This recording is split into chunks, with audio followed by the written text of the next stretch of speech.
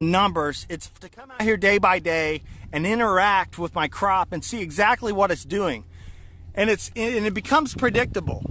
And what we're doing is milking the curve. So we lowered the row population for the corn and started omitting rows.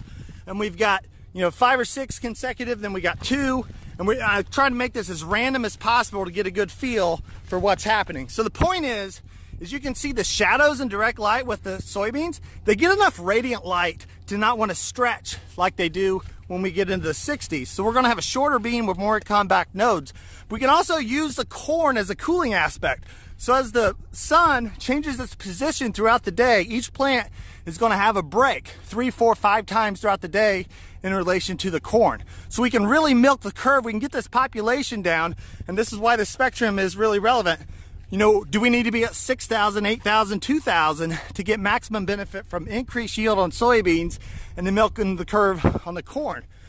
So the reason we can milk the curve is we're just making each one of these leaves more viable. So you're starting to see it spark here on the nodes, and I'm expecting these edge plants to get 4, 5, 6 ears per node. So you have one here, one here, one here, one here, and there'll be enough pollen around to pollinate each ear.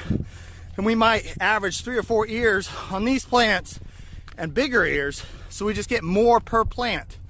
So we really need to layer this with a cereal to have more sun capture, start getting the ancillary benefits of water consumption, weed control.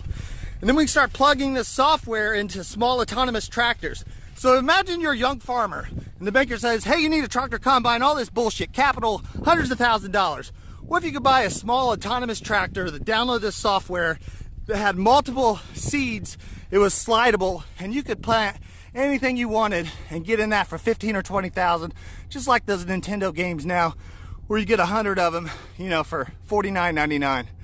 I think that's where the future's at. It's about sun capture, it's about ancillary benefits, it's about replacing costs that big ag drains in your brain like that successful farming cover.